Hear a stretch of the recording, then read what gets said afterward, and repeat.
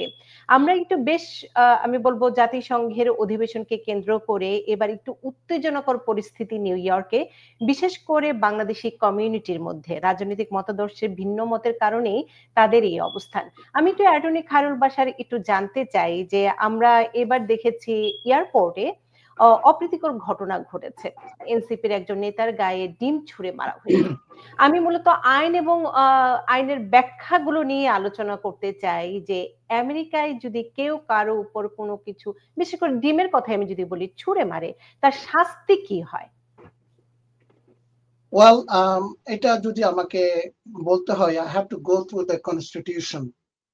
Constitution is something is are protected, conduct are not protected. So এখানে আপনার time, place, manner, আমরা কনস্টিটিউশনে আপনার first amendment অবশ্যই আপনি যা বলবেন is protected under first amendment, free speech, এবং speech is always protected, but conduct is not. তো airport terminal it's a non-public forum. It's not, it's a protected, but content-based and content neutral. এই দুইটা স্পিচের উপরে আমি একটু বলতে পারি। Content based মানে আপনার কন্টেন্টের মধ্যে আপনি লিফলেটের মধ্যে কোনো কন্টেন্ট যদি থাকে it's regulated, so regulated under strict scrutiny. সাধারণত গভর্নমেন্ট এটাতে লুজ করে, গভর্নমেন্টের এগেইনস্টে যদি কেস হয়। তো আরেকটা আছে আপনার কন্টেন্ট নিউট্রাল। কন্টেন্ট নিউট্রাল মানে আপনি যা বলবেন আপনার মতামতের অবশ্যই অধিকার আছে, আমার যেমন আছে আমারও আছে। এখন দুই দল যদি স্লোগান দেয়, কেউ বলেন অন্য দলের, আরেক পার্টি হচ্ছে বিপরীত দলের, ওটা slogan, this R protected as a content neutral, this is a speech. But conduct, expressive conduct, some expressive conduct are not protected under constitution. যেমন ধরেন কন্ডাক্টের মধ্যে আপনি ভায়োলেন্স করতে পারেন, physical interaction হতে পারে। These are not protected in that area, yeah, especially in terminal, outside of the airport terminal area. So আপনি যে এই যে ডিম কথা বলছেন, throwing eggs on someone, এখানে ধরেন আপনি same as time, place, manner, এসে আপনার নিউ ইয়র্ক স্টেট ল অনুযায়ী it's a criminal offence. Harassment আনতে পারে চার্জ, অ্যাসল্ট আনতে পারে, and disorderly conduct, এই তিনটা চার্জ দিয়ে যাদের অ্যারেস্ট করবে ওদের এগেইনস্টে আনতে পারে। At the same time, this is airport terminal under federal jurisdictions. এখানে আবার ফেডারেল অফেন্স ইনভলভড।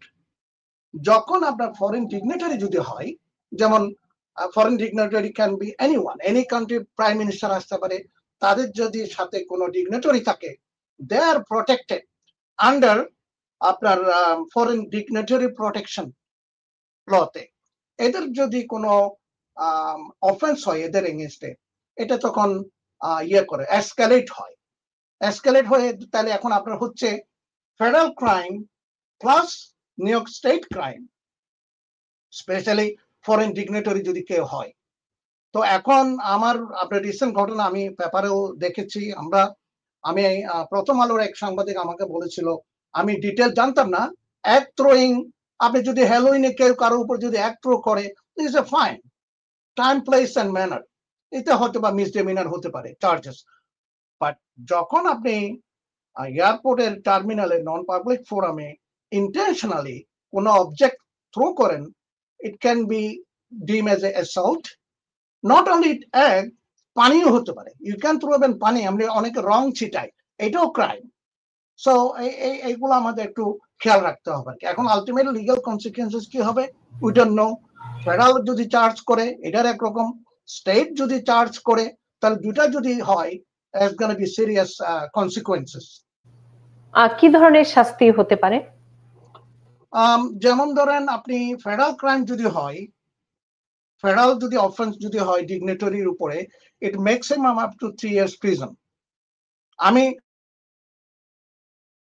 আমি এটা আপনি বলতে পারি আন্ডার 18 ইউএসসি সেকশন 112, এই সেকশনের আন্ডারে maximum prison time 3 years। even more if someone physically injured. এখন কেউ যদি ইনজুর্ড হয় maybe more, but this up to the government. এখন গভর্নমেন্ট কতটুকু চার্জ আনবে, maybe the government can drop the charges, এটার উপরে ডিপেন্ড করে। না, আমি এক্ষেত্রে একটু জানতে চাই যে রাজনৈতিক ভাবে যখন কেউ কাউকে হেনস্থা করে তখন সাধারণভাবে যে ঘৃণা কিংবা অন্য কোনো ক্রাইমের সাথে ডিফারেন্সটা কি হয়? Well, রাজনৈতিক is speech, voice is protected always. আপনি যত ইচ্ছে গালি দেন, চিল্লান, no problem, স্লোগান দেন, প্ল্যাকার্ড দেন, is always protected. But conduct is not protected under US Constitution. Conduct means violence. আপনি কাউকে assault করলেন, কাউকে আপনি violently attack করলেন, these are not protected in রাজনৈতিক আপনি political context এ। আমি এক্ষেত্রে আজকের ঘটনাটিও যেহেতু আজকে ডক্টর মোহাম্মদ ইউনূসের ভাষণ ছিল জাতিসংঘে, সেটিকে কেন্দ্র করে জাতিসংঘের সামনেও হাতাহাতির ঘটনা ঘটেছে দুই গ্রুপের মধ্যে। মানে রাজনৈতিক মতাদর্শের ভিন্নতার স্বরূপ আমরা দেখেছি আজকে হাতাহাতি এবং আটকের ঘটনা, এবং অ্যারেস্টও করা হয়েছে। এই ধরনের ঘটনায় কি ধরনের শাস্তি কিংবা কি বলবেন আপনি? Well, United Nations সামনে যে protected areas, you can give a speech, those are protected, voice are protected. এখন violence যখন হয়, that's why they arrested. হাতাহাতির কারণে ওরা ওকে যারাই হোক, I don't know, আমি জানি না কতটুকু সত্যি, তারা যদি অ্যারেস্ট হয় maybe there could be consequences. এখন কেউ যদি নন সিটিজেন হয়, এটা একটা বিরাট ইম্প্যাক্ট আছে। অনেকে ধরেন নন সিটিজেন, ইভেন গ্রিন কার্ড হোল্ডারও হতে পারে বা নন গ্রিন কার্ড নাই, তাদের জন্য এই যে ইমিগ্রেশন কনসিকুয়েন্সেস আছে। আমি ওই কনসিকুয়েন্সেসটা অ্যালার্ট করতে চাই। যারা নন ইমিগ্রেন্ট বেড়াতে আসছে, টুরিস্ট ভিসায় আসছে, যারা অ্যাসাইলাম করা আছে, তাদের অ্যাসাইলাম এখনো পেন্ডিং, ওরা যদি অ্যারেস্ট হয় ইজ ডেফিনেটলি একটা ইমিগ্রেশন কনসিকুয়েন্সেস থাকে। So they have to think about it. এখন মিসডেমিনার হোক আর আপনার ফেলানি তো হবে না, ইটস এ মিসডেমিনার চার্জেস। যদি আপনার ওই ফিজিক্যাল চার্জেস না হয় এগেইনস্ট আদার পার্টি, ফরেন ডিগনিটারির উপরে, তখন এটা আপনার ফেডারেল ক্রাইম চলে আসছে আর কি। সো আন্ডার দিস কনস্টিটিউশন এটা ওরা স্ক্রুটিনি অ্যাপ্লাই করবে, view point neutral and viewpoint content based, এইসব স্ক্রুটিনি অ্যাপ্লাই করবে, মানে মানদণ্ড। আমি এই প্রেক্ষাপটে একটু জানতে চাই, এগুলোর অনেক ধরনের প্রভাব আপনি বলছিলেন। আজকে যে দুজন হাতাহাতি করেছে আমরা জানি না তাদের ইমিগ্রেশন স্ট্যাটাস কি, হয়তো বা দুজনই আমেরিকান সিটিজেন, তারপরেও তারা হাতাহাতির ঘটনায় আটক হয়েছেন। এটি নিঃসন্দেহে বাংলাদেশিদের জন্য যেমন দুঃখজনক, ঠিক তেমনি আমরা অপমানিত হই, লজ্জিত হই। এই প্রেক্ষাপটে ওভারঅল আপনার কি পরামর্শ থাকবে? কারণ আমরা বাংলাদেশে এক ধরনের আচরণ করি, ঠিক আছে, আমেরিকায় আইনগুলো খুব কঠোরভাবে বাস্তবায়ন করা হয়, রাজনৈতিক ভিন্নতা থাকবেই, তারপরও নিজেকে সংযত রেখে কিভাবে মত প্রকাশ করতে পারে, কিংবা আপনি আপনার কাছ থেকে আমি মূল্যবান পরামর্শটি নিতে চাই এই ক্ষেত্রে। ওয়েল, ধন্যবাদ। আন্ডার কনস্টিটিউশন, আমি লর মধ্যে বলবো, আন্ডার কনস্টিটিউশন আপনার voice is protected always. You can রাস্তায় সাইডওয়াকে দাঁড়াবে, চিল্লান, নো প্রবলেম, ইজ প্রটেক্টেড। যখন আপনি conduct is not protected. Conduct, এই যে মারামারি যেটা বললেন, এটা কনসিকুয়েন্সেস হবে পার্সোনালি। যেমন কেউ যদি অ্যারেস্ট হয়ও, সামওয়ান যেই হোক অ্যারেস্ট হওয়ার পর তার রেকর্ডে থেকে যাবে এটা, how many Times arrested in his personal life. এখন কেউ যদি ধরেন, আমি ইমিগ্রেশন যেহেতু প্র্যাকটিস করি, ওই কনসিকুয়েন্সেসে বলবো, কেউ ধরেন আপনার সিটিজেনশিপের জন্য অ্যাপ্লাই করলো, এখন তার রেকর্ডে আছে he is been arrested for several times, প্রভিশনও থাকতে পারে। এখন অ্যারেস্ট হলেই যে তাকে ছেড়ে দিবে, ইট ডাজন্ট লাইক দ্যাট। হয়তো তারে প্রভিশন দিবে, হয়তো তারে 30 days কোন কমিউনিটি ওয়ার্ক দিতে পারে। So this also conviction, provision is also count as a conviction. So এই যে লিগাল কনসিকুয়েন্সেস থাকে। তো আমি বলবো আপনারা যদি, yes, peaceful protection, peaceful slogan, placard, those are protected under constitution. আপনি সাইডওয়াকে দাঁড়াই যা খুশি করতে পারেন, প্ল্যাকার্ড নিতে পারেন, আপনার গেঞ্জির মধ্যে whatever you write it is protected. তো এগুলা আমরা পিসফুলি আমরা করতে পারি। এই যে মারামারি এগুলোর থেকে আমার মনে হয় আমাদের বিরত থাকা উচিত। অবশ্যই। যদিও এটি রাজনৈতিক প্রশ্ন, তারপরেও আপনার কাছে একটু জানতে চাই আইন এবং অভিবাসনের প্রেক্ষাপটেই। আমাদের আমি বিচার খুব সুন্দর মন্তব্য করেছে। ডিসক্লেইমার দিতে চাই, জি, জি, জি। আমি কোন রাজনৈতিক দলকে পক্ষপাতিত্ব করছি না, আমি নিরপেক্ষভাবে আইনের বিশ্লেষণ দিচ্ছি। সে কারণে আপনার প্রতি কৃতজ্ঞতা এবং এক্ষেত্রেই আমি একটু আপনার কাছে জানতে চাই যে আ বাংলাদেশের রাজনৈতিক চর্চা আমেরিকাতে করা এবং এই ধরনের ঘটনা ঘটার প্রেক্ষাপটে আইন কি বলে? অন্য কোন দেশের রাজনৈতিক চর্চা কি আমেরিকার অভ্যন্তরে করা যেতে পারে কিনা? মানে একদম দলীয় প্ল্যাকার্ড এর কথা বলছি। আইনের কথাই আপনি একটু যদি বলেন। আমি রাজনৈতিক বিশ্লেষণ আপনার কাছে চাচ্ছি না। ওয়েল আইনের ভাষায় যদি আমি বলি, আপনি I can do whatever I want, it's a freedom of speech, first amendment right আমার আছে, আমি করতে পারি। এটা বাংলাদেশের হোক আর যেখানে হোক, এখানে কনস্টিটিউশন এরকম কোনো আমার জানা মতে কোনো ল নাই অন্য দেশের রাজনীতি দিয়ে এখানে আমি রাজনীতি করতে পারবো কি পারবো না সেটা আমার জানা মতে নেই।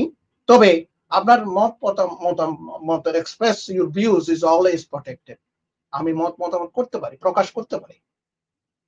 আমি রাস্তায়, হ্যাঁ, আমি রাস্তায় ফুটপাতে স্ট্যান্ড আপ করে আমি ট্রাম্পকে গালিও দিতে পারি, ইজ প্রটেক্টেড।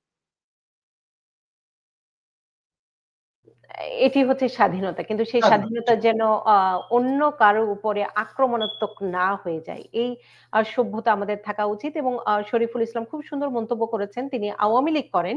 কিন্তু তারপরেও বলব বিদেশে এসব মারামারি ভালো না। আজকে যে ঘটনাটি ঘটেছে তাতে অ্যারেস্ট হয়েছেন খুব সম্ভবত বিএনপি অথবা শিবিরের কর্মী। আমরা এখনো স্পেসিফিক জানি না। কারণ তিনি একজন আওয়ামী লীগের কর্মীর উপরে আক্রমণ করেছেন। এয়ারপোর্টের ঘটনাটি ঘটেছে একজন এনসিপি নেতার উপরে ডিম ছুঁড়ে মেরেছেন আওয়ামী লীগের একজন। যেই হোক, যেভাবেই হোক, পরিচয় হয় বাংলাদেশী, যে বাংলাদেশী একজন এই ঘটনা ঘটিয়েছে। তো সেই প্রেক্ষাপটে আমরা বলবো যে আমাদের নিজেদের ইমেজ কিংবা বাংলাদেশের ইমেজ রক্ষা করার জন্যই আমরা যে দলই করি না কেন পারস্পরিক শ্রদ্ধাবোধ রেখেই এবং হিংসাত্মক, কারণ আমরা জানি আইনের ধারা পরিবর্তন হয়ে যায়। আপনি যখনই কাউকে কোনো কিছু দিয়ে ছুড়েন সেটি আস্তে আস্তে এক একটা ধাপ পরিবর্তন হয়ে যায়। যেহেতু আমি এনওয়াইপিডি তে কাজ করেছি, আমি আইনের ওই ধারাগুলো জানি যে কিভাবে একটার পর একটা এবং পানিশমেন্ট আস্তে আস্তে পরিবর্তন হয়ে যায় ছোট ছোট বিষয়ের কারণে। তো এই বিষয়ে সতর্ক থাকতে হবে। আমরা অনেকগুলো বিষয় নিয়ে আজকে কথা বলবো। অ্যাটর্নি খায়রুল বাশার এই বিষয়টি যেমন ছিলই। আপনি এই বিষয়ে আর কোনো কিছু যুক্ত করতে চান? আর না হলে আমি পরের বিষয়টি ইউএস সিটিজেনশিপের যে পরিবর্তনটি এসেছে সেটি নিয়ে একটু জানতে চাইবো। না, এই বিষয়ে আমি রাজনৈতিকভাবে তো আমি কোনো মতামত দিতে পারি না আপনার সাথে। তবে আমি আইন বিষয়ে যেটা বললাম, ফ্রিডম অফ স্পিচ এখানে ইজ অনার্ড, ইজ আন্ডার আপনার কন্টেন্ট নিউট্রাল যদি হয়, is not regulated, you have right to demonstrate peacefully, শান্তিপূর্ণভাবে যে